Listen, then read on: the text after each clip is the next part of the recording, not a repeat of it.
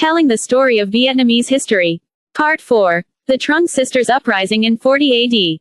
Based on official Vietnamese history textbooks. As we already know from Part 3, the Kingdom of Olac was annexed by Giao Tuo Tru Da.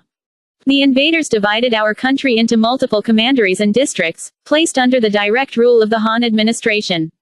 They forced our people to venture into deep forests to hunt elephants, rhinoceroses, and rare birds, and to dive into the treacherous sea to gather pearls, hawksbill sea turtles, and coral for tribute. They relocated Han settlers to live alongside our people, forcing us to adopt Han customs and live under Han laws. However, our people refused to submit.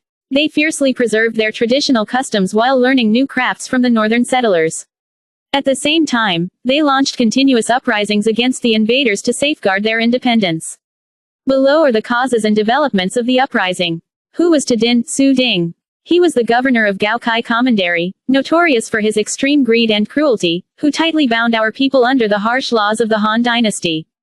Who were the Trung sisters? They were two sisters. Trung Trak, the elder sister, and Trung Nhi, the younger sister. They were born in My Linh district, now part of the outskirts of Hanoi. They were the daughters of the Lac Lord of My Linh, descending from the royal lineage of the Hung kings. Their mother was Tran Thi Don. Trung Trak's husband was Thi Sac, who was also the son of a local lord.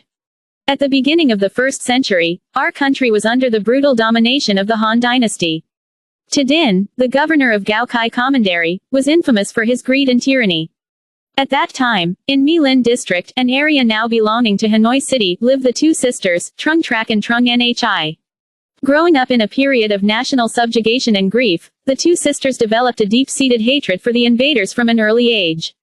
Trung Trak, alongside her husband Thi Sac, allied with other local leaders to prepare for a coordinated rebellion. Right at that critical moment, Thi Sac was captured and executed by Dinh. This tragedy only hardened the Trung sisters' resolve to launch the uprising, to avenge their country and settle their personal grievance. In the spring of 40 AD, at the mouth of the Hat River, Hat Mon, formerly Hatay, now part of Hanoi, the Trung sisters raised the banner of rebellion. The rebel forces swiftly took control of My Linh. From My Linh, they marched down to capture County Loa, Dong An.